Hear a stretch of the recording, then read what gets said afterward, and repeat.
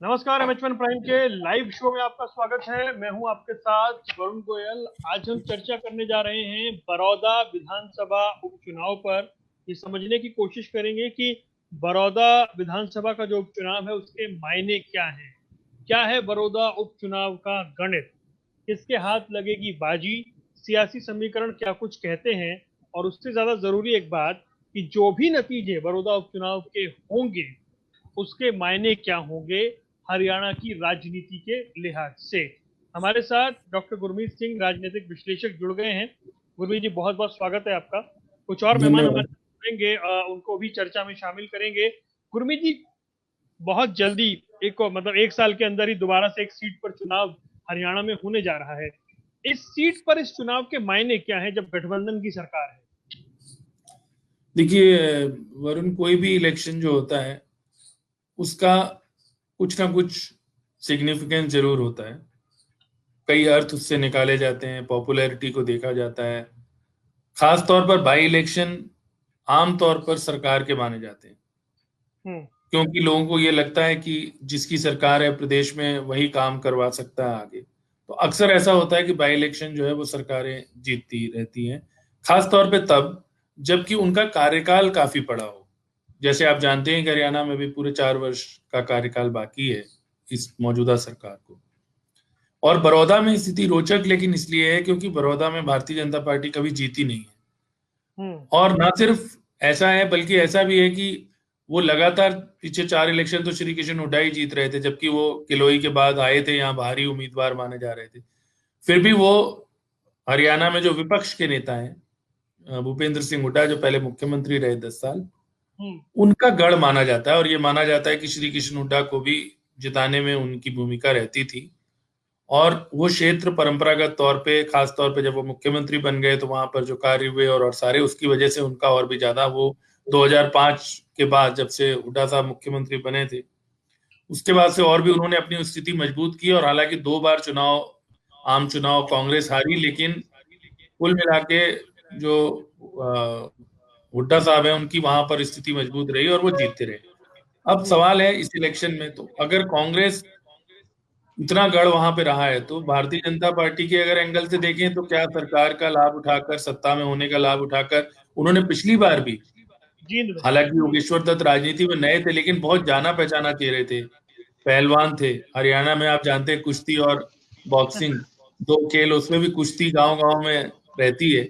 तो इतने बड़े खिलाड़ी थे, तो उनको हम ये नहीं मान सकते कि वो कोई लाइट वेट उम्मीदवार थे लास्ट ईयर, हम्म। पिछले चुनाव में भी। हम्म। लेकिन वो हार गए थे उसके बावजूद। तो उन्हें सरकार ने दोबारा, एक तरह से दंगल 2 कहा जा रहा है इसको, कि दूसरी बार उनको मौका मिला है।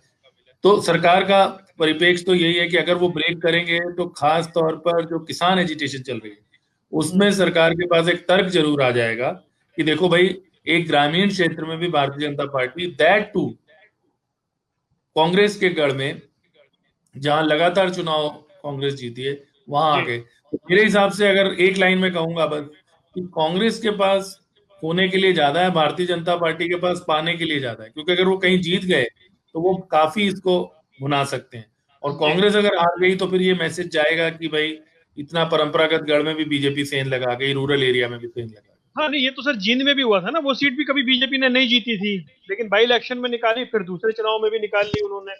योगेंद्र जी, क्या मायने हैं सर इस चुनाव के? अगर इसके जो नतीजे आते हैं उनको किस तरह से एनालिसिस उनका होगा फिर?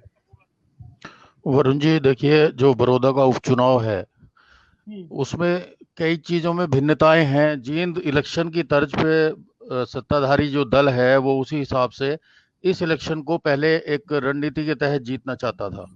जी। नंबर दो क्या है कि अब सबसे ज्यादा वहाँ, हाँ, आप देखेंगे कि योगेश्वर को हारने के बाद भी लगभग 3,000 वोटों के अंतर से वो हारे थे। हम्म। हारने के बावजूद उनकी उपस्थिति वहां रही, वो बहुत मृदुभाषी और एक्टिव है योगेश्वर दत्त। तो कुल मिला के वहां वो एक्टिव रहे और वो इस बार भी उन्होंने अपने टिकट का क्लेम छोड़ा नहीं है। आज स्थितियां कुछ और हैं, क्योंकि एक वो सामान्य इलेक्शन था, लगभग 1 साल होने जा रहा है अक्टूबर में। जी। सूबे की जो मनोहर लाल सरकार है उनका 1 साल पूरा होने जा रहा है। आज ये क्योंकि बाई इलेक्शन है, तमाम पैसा विकास की जो सपने हैं, क्योंकि सत्ताधारी दल के पास काफी कुछ होता है। इसमें नो डाउट के वो जो पूर्व सीएम है, 10 साल सीएम रहे भूपेंद्र सिंह हुड्डा जी, उनका इलाके का उनका वर्चस्व रहा है। लेकिन हालात बहुत बदले हुए हैं। एक तो कांग्रेस की आपस में खींचतान, दूसरा कैंडिडेट के चेहरे अब आपके सामने आ गए हैं सारे के सारे। तो इस बार एक थोड़ा सा सहानुभूति योगेश्वर के साथ। सबसे बड़ा वोट बैंक वहाँ जाट है, लेकिन जाट समाज के जो लड़के हैं, यंग है, वो सारे के सारे उनके साथ हैं, क्योंकि वो कुश्ती वगैरह की ट्रेनिंग और गुरु और एक शिष्य की परंपरा निभा रहे हैं।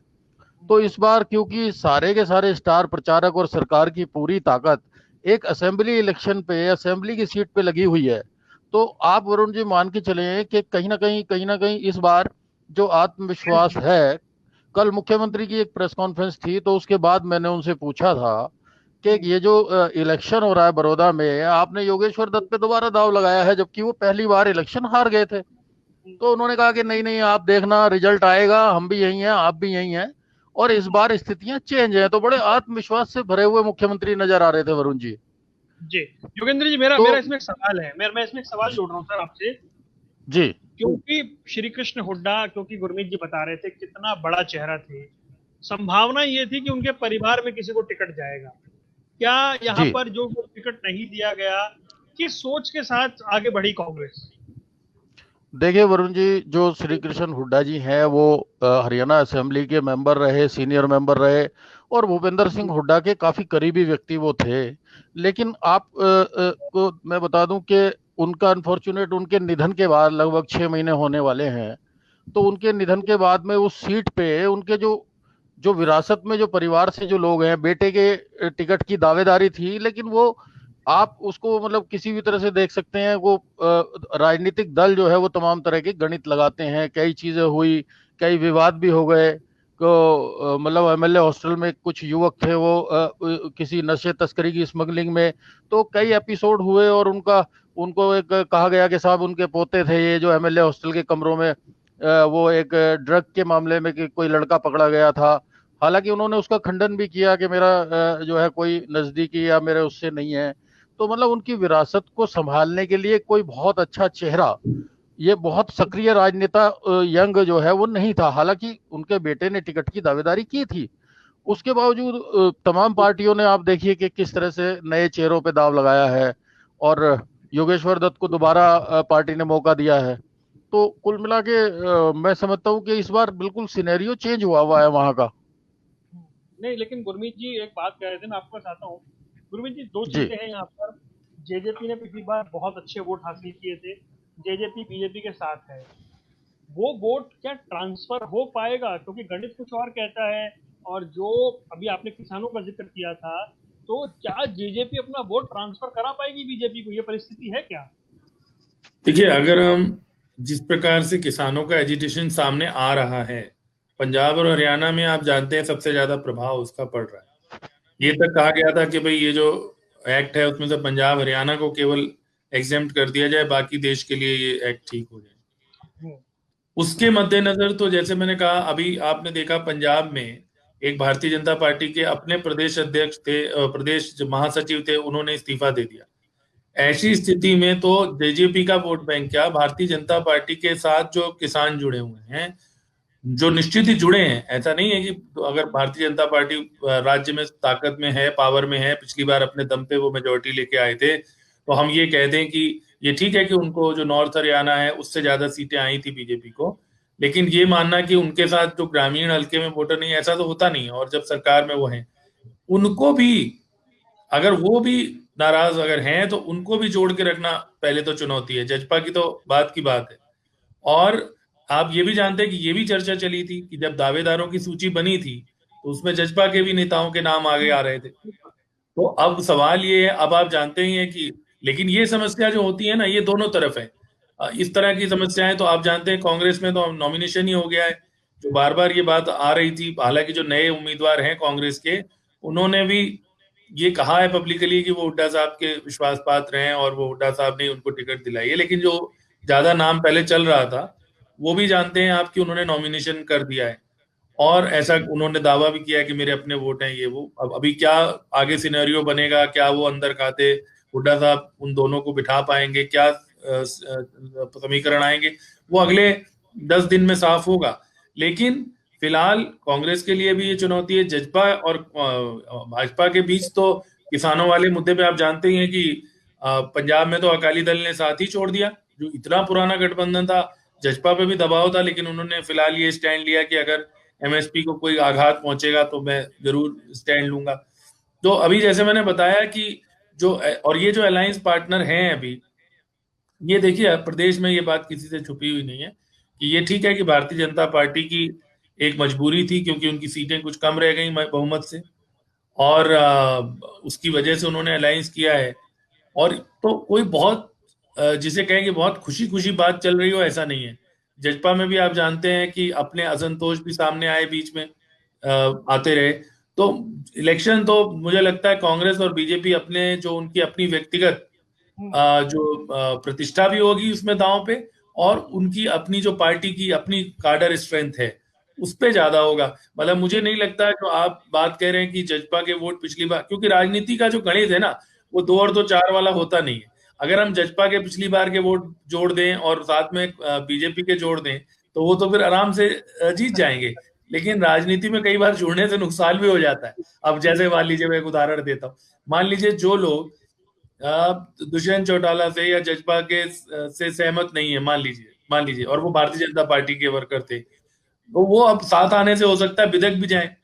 तो राजनीति का गणित हर चुनाव में अलग हो जाता है, और राजनीति का अंकगणित बहुत विचित्र होता है। उसमें जैसे मैंने कहा कि आप कहें कि 1 और 1 11 होता है, ऐसा नहीं है। वो 1 और 1 कुछ भी हो सकता है, 0 भी हो जाता है कई बार। तो मुख्य बात तो मुझे लगता है कि सरकार की अपनी प्रतिष्ठा या मुख्यमंत्री की ज्यादा मुझे लगता है इसमें, क्योंकि अगर वो ये चुनाव जीत जाए तो जैसे मैंने कहा कि एक तो भारतीय जनता पार्टी के पास ये कहने के लिए होगा कि देखो पंजाब हरियाणा में जो एजिटेशन है वो वाकई में प्रचार ज्यादा है, दुष्प्रचार ज्यादा है, एक्चुअल में किसान हमारे साथ है। तो बहुत बड़ा उनको उसका एक आधार मिलेगा इस बाई इलेक्शन का। और दूसरी तरफ अगर मैं कहूँ तो हुड्डा साहब के लिए, क्योंकि अब जितना टिकट के लिए देखिए चर्चा जो चल रहे थे, 1 दर्जन से ज्यादा उम्मीदवार थे कांग्रेस में, और ये कहा जा रहा था कि जो प्रदेश अध्यक्ष हैं और जो बाकी नेता है, रणदीप सुरजेवाला हैं जो अब का दफना बढ़ा चुके हैं कांग्रेस में, ये लोग ये चाहते थे। और ये भी कहा जा रहा है कि कहा क्या जा रहा है, कुल के कपूर जो कपूर अनरवाल है उन्होंने तो कहा ही है कि भाई हुड्डा साहब मुझे ही चाहते थे। आज ही मैं किसी जगह पर इनका वीडियो देख रहा था, जो कांग्रेस के कैंडिडेट हैं उन्होंने भी कहा ये बात कि हाँ हुड्डा साहब ने उनके लिए भी पूरा जोर लगाया। इट मीन्स कि जो फर्स्ट चॉइस थी हुड्डा साहब की, शायद वो नहीं चलने दी कांग्रेस के अंदर बाकी लोगों ने, चाहे उसके पीछे आधार ये रहा हो क्योंकि वो दूसरी पार्टी है। सवाल मैं योगेंद्र जी से लेता हूँ। क्या ठीक है, बीजेपी की हमने चर्चा कर ली, जेजेपी कर ली, योगेंद्र जी क्या अब कांग्रेस की कोई इंटरनल फाइट यहाँ पर खत्म हो गई है इस उम्मीदवार के बाद?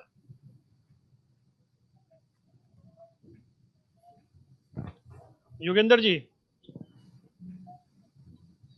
लगता है कुछ नेटवर्क का इशू है उनके साथ। हाँ, तो जब वो लौटेंगे तो उनके पास लौटेंगे। गुरमीत जी के लिए क्या लग रहा है, अब तो फाइट खत्म हो गई होगी इंटरनल, या अभी भी कुछ रहेगी? तो फाइट तो कहाँ खत्म होती है सर। फाइट आपको पता ही है जींद इलेक्शन के बाद किस तरह की चीजें सामने आएंगी।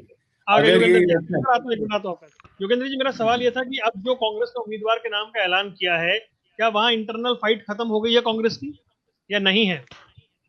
वरुण जी देखिए, जो 2-3 चीज मैं बताना चाहूंगा आपको। वहाँ जो चुनाव में जो भी असंतुष्ट लोग होते हैं उनकी मान मनोबल लास्ट टाइम तक चलती है, और कांग्रेस की जो लीडर है वो उनका प्रयास है कि कोई किसी तरह के नाराज लोगों को अपने साथ लाया जाए। भारतीय जनता पार्टी का पूरा सत्ता का जो केंद्र है वो सारा उनका फोकस है कि किसी तरह से इस इलेक्शन को जींद बाई इलेक्शन की तरह से जीत लिया जाए। लेकिन मैं 2 चीज कहना चाहूंगा। एक तो जींद इलेक्शन और बड़ौदा इलेक्शन में बहुत जमीन आसमान का अंतर है। वहां जींद जो है इनेलो का एक टाइम में गढ़ था, और डॉक्टर हरिचंद मिड्ढा जी जो है वो बहुत सीनियर और बुजुर्ग एक मतलब वो डॉक्टर भी थे आयुर्वेद के, और बड़े सीनियर वो एमएलए थे। तो उनकी लोकप्रियता जो है वो जाट समाज के साथ साथ तमाम पंजाबी कम्युनिटी में बहुत ज्यादा उनका असर था, बहुत मिलनसार आदमी थे।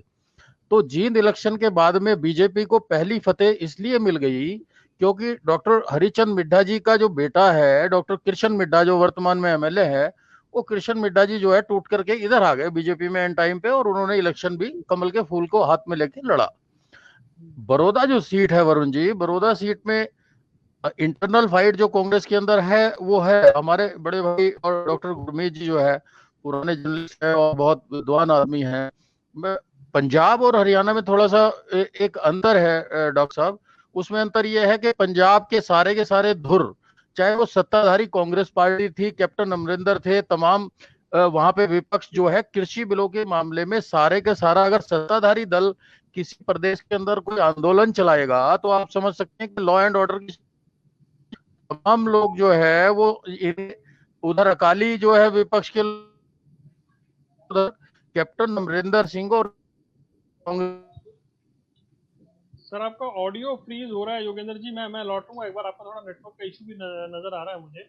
मैं एक बार आपके पास जी लौटूंगा जी सर। जी हाँ, थोड़ा सा जी फ्रीज हो रहा है, आप जो बोल रहे हैं बार बार फ्रीज हो रहा है। गुरमीत जी, जी अब यहाँ पर सवाल ये है कि क्या एक टफ फाइट देखने को मिल सकती है? बहुत सारे फैक्टर्स इसमें काम करेंगे, भीतरघात भी होगा, सब कुछ होगा, लेकिन क्या इसके जो नतीजे आएंगे उसको ऐसे पेश किया जाएगा कि देखिए जी, जो हमारी पॉलिसी है, जो हमारे बिल हैं, वो बिल्कुल पब्लिक के फेवर में है, मिसगाइड किया जा रहा था, इसको ऐसे देखा जाएगा क्या अगर आते हैं तो? और नहीं आते हैं तो क्या विपक्ष ये कहेगा देखिए जी, ये बिलों के खिलाफ पब्लिक का मैंडेट है? देखिए, निश्चित ही जो किसान बिल है, क्योंकि ये ग्रामीण हल्का है और हरियाणा में भी इस बिल को लेकर बहुत चर्चा है, तो इसलिए ये मुझे तो पर्सनली ऐसा लगता है कि ये बिल का जो मुद्दा है, चाहे वो उस चुनाव में लोकल लेवल पे उतना रोल प्ले कर रहा है या नहीं कर रहा है, लेकिन जब रिजल्ट आएंगे तो राष्ट्रीय स्तर पर जब चर्चा होगी, उसमें दोनों पार्टियों में जिसके भी हक में आए वो इसको जरूर भुनाना चाहेगा। जहां तक इलेक्शन की बात है, देखिए बहुत क्लियर 2 दिन से जब से टिकट अनाउंस हुई है, आप ये मान के चलिए कि वहां पर चाहे भूपेंद्र हुड्डा का नाम चलेगा, लेकिन दीपेंद्र हुड्डा खुद वहां पर कमान संभालेंगे। जिस तरह के बयान मैंने पिछले 2 दिनों से, उनकी जो एक्टिविटी हम देख रहे हैं और जगहों पे सोशल मीडिया पे, तो उनके लिए एक बहुत प्रतिष्ठा का विषय ये बन जाएगा, क्योंकि ऐसा लगता है कि जो कैंडिडेट लाए गए उसको उन्होंने ओन भी किया पहले दिन ही। आपने कैंडिडेट का अगर इंटरव्यू देखा हो, मैंने एक चैनल पे ही देखा, वो बड़े खुल के कह रहे हैं कि जी हुड्डा जी का, यहाँ तो कांग्रेस से ज्यादा नाम वो हुड्डा जी का ले रहे हैं, असल में कांग्रेस का नाम लिया ही नहीं है। तो वो चाहे सेकंड चॉइस हो तो हुड्डा जी के लिए, और इसीलिए शायद कांग्रेस ने ये रिस्क नहीं ली, तो उनके लिए ये इलेक्शन में बहुत ज्यादा प्रेस्टीज स्टेज पे रहेगी। और मैंने जैसे कहा कि सरकार तो ये कोशिश करती है, जींद इलेक्शन जब हुआ था तब इलेक्शन में थोड़ा ही टाइम था, अभी तो 4 साल बाकी है, फिर भी आपने देखा होगा दीपेंद्र हुड्डा ने एक बयान दिया कि ये सेमीफाइनल है। तो सेमीफाइनल तो अभी उल्टी गिनती जो है, तो बहुत साल बचे हैं उसके लिए, लेकिन नेचुरली वो इस चुनाव को एक ये दिखाने की कोशिश करेंगे, या सो कॉल्ड जो रोहतक की चौधर की बात हम कहते हैं, जो पिछले चुनाव से पहले आप जानते हैं एक तरफ पार्टी छोड़ने की बात हो रही थी और फिर थोड़ा सा उनको वेटेज मिली और फिर सत्ता में नहीं आए, लेकिन उसको आगे बढ़ाने की, अगर वो आगे की जो राजनीति है कांग्रेस में, उसके लिए ये चुनाव उनके लिए बहुत जरूरी। जैसे मैंने कहा, भारतीय जनता पार्टी से ज्यादा कांग्रेस के पास खोने के लिए होगा, क्योंकि भारतीय जनता पार्टी के पास, क्योंकि ये सीट कभी रही नहीं है लगातार घटेगा नहीं, बीजेपी का नंबर बढ़ सकता है, घटेगा नहीं। हाँ जी जी जी। योगेंद्र शर्मा जी, कंक्लूसिव रिमार्क, कार्यक्रम खत्म करना है, ये बताइए क्या बड़ौदा का उपचुनाव आगे जैसे जैसे टाइम बीतेगा दिलचस्प होगा?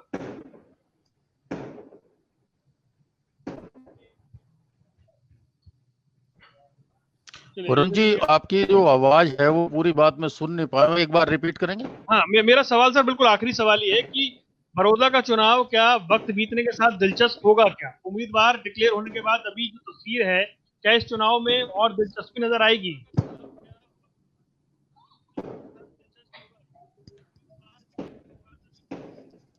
हाँ वरुण जी, बिल्कुल दिलचस्प चुनाव है। और अभी से वहां आप देख रहे हैं तमाम दिग्गज जो है वो कोविड के बावजूद तमाम कोविड के नियमों को तोड़ के मैदान में कूदे हुए हैं, और कई पॉजिटिव भी हो जाके ना, कई का आइसोलेशन में भी चले गए हैं। तो अब जो है वो कोरोना काल में उनको भीड़ के अंदर घूमना पड़ रहा है, और थोड़ा ठंडी है हल्की, लेकिन उनको पसीना बहाना पड़ रहा है। तो बहुत बहुत बढ़िया चुनाव होगा, आप देखते जाइए, उसमें कई कोविड के निकल के आएंगे, और देखते हैं हार जीत का क्या होगा। डॉक्टर गुरमीत सिंह जी, आपने वक्त निकाला। योगेंद्र मोहन शर्मा जी, आप दोनों का जुड़ने के लिए बहुत बहुत शुक्रिया। बड़ौदा उपचुनाव पर ऐसे ही और चर्चाएं करते रहेंगे और दर्शकों को जानकारी देते रहेंगे। आप दोनों का के लिए बहुत बहुत धन्यवाद। नमस्कार, धन्यवाद।